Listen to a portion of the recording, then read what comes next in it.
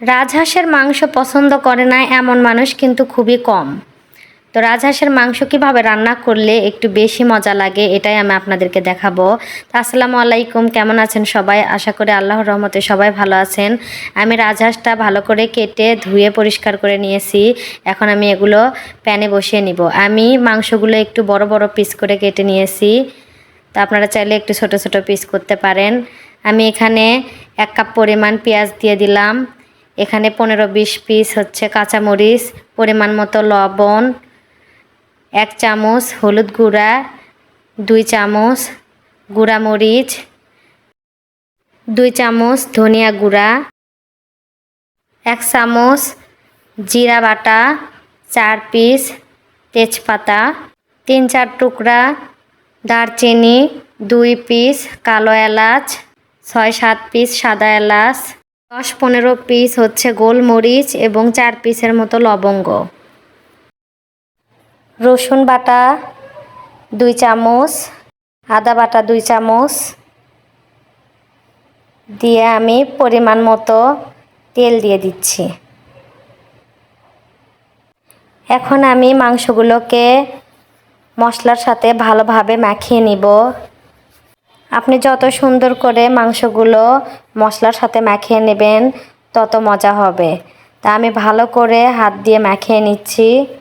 মশলার সাথে মাংসগুলোকে এভাবে মাখিয়ে নিতে হবে। আপনি চাইলে অন্য কোনো চামচের মাধ্যমেও মাখিয়ে নিতে পারেন। তো হাত দিয়ে মাখালে আসলে টেস্টি একটু বেশি হয়। আমি এখন একটু হাতটা ধুয়ে অল্প পরিমাণ পানি দিয়ে দিলাম। এই পানিতেই আমি কষিয়ে নিব। এখন আমি ঢাকনা দিয়ে চুলায় বসিয়ে দিচ্ছি।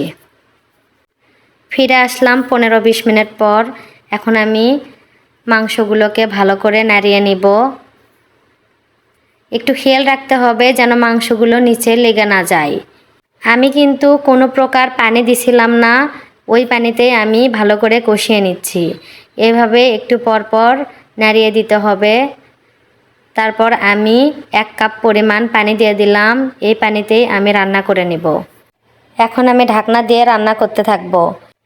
এখন আমি অন্য চুলায় একটু পেঁয়াজ বেরেস্তা করে নেব। তেল দিয়ে আমি পেঁয়াজগুলো দিয়ে ভালো করে নাড়িয়ে নিচ্ছি। তো পেঁয়াজগুলো একটু ব্রাউন কালার হয়ে এসেছে, এখন আমি নামিয়ে ফেলব। এখন আমি ঢাকনা খুলে মাংসগুলো চেক করব। মাংস প্রায় আমার হয়ে গিয়েছে, দেখুন অনেক সুন্দর কালার হয়েছে। এখন আমি 5 পিস কাঁচামরিচ দিয়ে দিলাম। কাঁচামরিচ দিয়ে বেশি রান্না করব না, 4-5 মিনিট আর রান্না করব। পেঁয়াজ বেরেস্তাগুলো দিয়ে দিলাম, দিয়ে এভাবে একটু নাড়িয়ে দিবেন। এখন আমি নামিয়ে ফেলবো। নামানোর আগে একটু গরম মশলা দিয়ে দিলাম, দিয়ে নাড়াচাড়া করে নামিয়ে ফেললাম। দেখুন আমার রান্নাটা হয়ে গিয়েছে। এভাবে রান্না করলে মাংসর কালারটা দারুণ আসে এবং খেতে অনেক মজা লাগে। আমার রান্নাটা যদি ভালো লেগে থাকে একটু লাইক, কমেন্ট এবং শেয়ার করবেন। সবাই ভালো থাকবেন। আজকে এ পর্যন্ত। আল্লাহ হাফেজ।